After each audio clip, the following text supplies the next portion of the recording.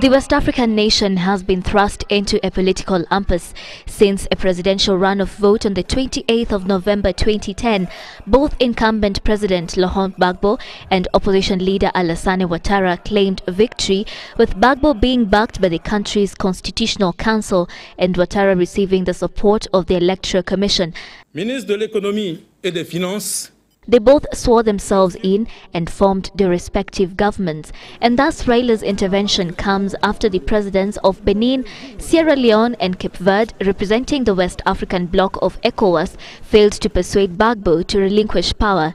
But he will be enlisting the support of that ECOWAS team in a joint effort to broker a peaceful and lasting deal in the conflict-torn country.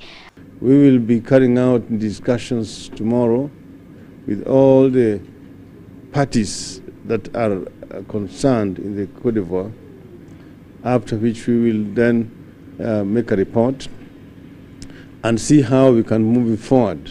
Earlier, Raila was on record having made strong statements regarding the happenings in the Ivory Coast, backing the African Union's call on incumbent Ivory Coast President Gbagbo to step down for opposition leader Ouattara, who is seen to have won the runoff election, a position that he seemingly still maintains.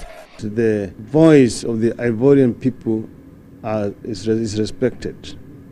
The people of Ivory Coast have spoken clearly through the elections, and that voice needs to be respected.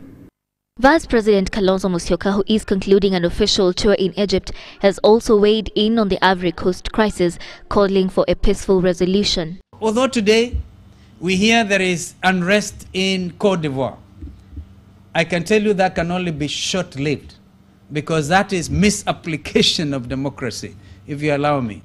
A situation where a leader loses an election and does not want to accept, therefore continuing with the normal assumption that in Africa elections are never lost, they're only rigged. And it seems that the Premier has his work cut out. In his New Year's message to the nation, Gbagbo said that he will not give up power, describing calls to have him quit as a form of coup d'etat. Raila is nonetheless confident that he will handle the situation fairly. The UN estimates that over 170 people have been killed in the unrest, thousands of others displaced, with many also fleeing the country. Sheila Sendeo, Sunday Live.